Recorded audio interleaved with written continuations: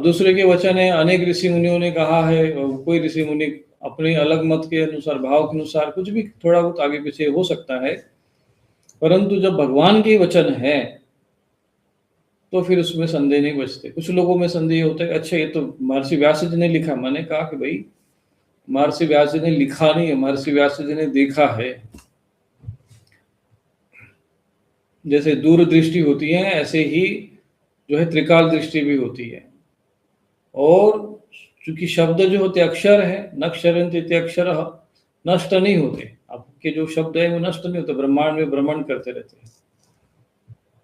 तो जो ज्ञानी त्रिकालदर्शी ज्ञानी होते हैं उसको सुन सकते हैं। तो महर्षि व्यास जी ने उस अपनी त्रिकाल दृष्टि के द्वारा भूतकाल में जो घटना घट रही थी, जैसे वो संजय धृतराष्ट्र को सुना रहा था, ऐसे ही महर्षि व्यास जी ध्यानस्थ होकर वो सब देख रहे थे, सुन रहे थे, और फिर उसको श्लोकबद्ध करके गणेश जी को सुना रहे थे।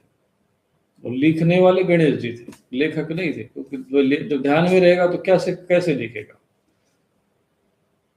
वो ध्यानस्थ होकर लिखते थे और फिर उसकी संरचना करते थे श्लोकों की, चूंकि वो महान विद्वान थे, और उसको छंदबद्ध करके, श्लोकबद्ध करके फिर उसको महाभारत ग्रंथ लिखा गया।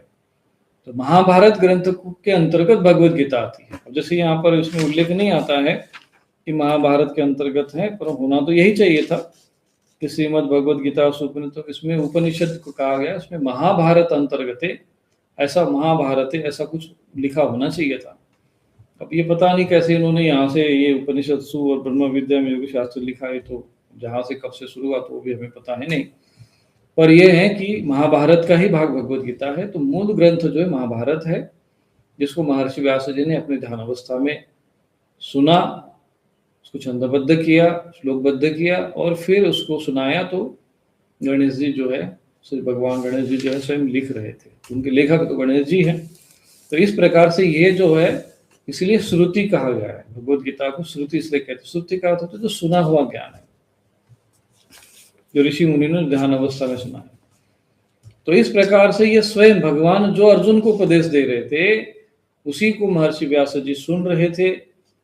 और जैसा उन्होंने सुना कि भगवान ने अर्जुन से क्या कहा, अर्जुन ने भगवान से कौन से प्रश्न पूछे, तो जैसा जैसा वो संवाद हो रहा था, एक एक शब्द जो है वो श्लोकबद्ध करते गए, और श्लोकबद्ध करके, छंदबद्ध करके उसको यहाँ पर गणेश जी को सुनाते गए, गणेश जी उसको ग्रंथस्थ करते गए। वही भगवत गीता है। इसीलिए ये संदेह मत करो कि भाई ये तो चलो व्यास जी ने लिख दिया, व्यास जी पता नहीं कौन है क्या है, ऐसा नहीं।